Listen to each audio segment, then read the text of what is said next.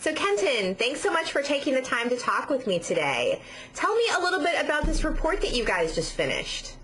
Sure. We got a call from the CDP, who in 2011 decided to take on the really important issue of the emissions that are coming out of the United States agricultural activities. And it's only 8% of our national inventory, but this 8% is more than all of Spain emits in a year. So it's a real significant emission source and a really important thing that we need to start addressing if we're going to move to lower carbon emissions in our atmosphere.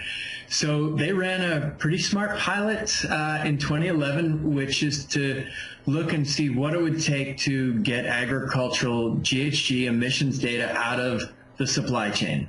And they did it by engaging with Heinz and ConAgra, a couple of major buyers in the space.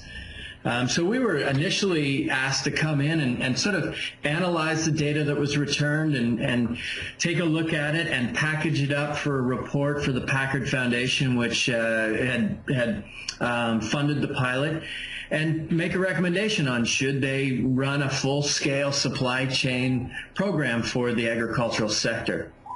But the first thing that we were really struck by was the dearth of data that even these really powerful purchasing entities were able to get from their supply chain.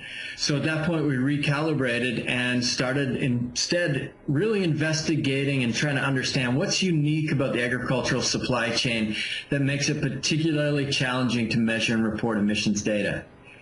And what resulted from our investigation into the barriers that are being faced by producers and packers to create this data set was really this call to action to the industry that as an industry, we've got to really understand and share the burden that GHG data gathering places on the producers, the packers, the ranchers, and the farmers. We need to understand it so that we can lessen it, we can share it better, and we need to articulate to them much more clearly as really what's the business case for them to do this, what's the ROI that they can expect about taking on this extra burden. Mm-hmm. Fantastic. Well, I know we're going to talk to you some more in upcoming segments, but if people wanted to read the whole report, give us an idea of the layout of the report. Is it, long? I've read it myself, but for people who haven't, what should they be expecting to see when they dive in? Well, it's certainly colorful. We tried to be concise. We tried to tell a lot of our story, as is our way, with the really backed up by the data that's out there.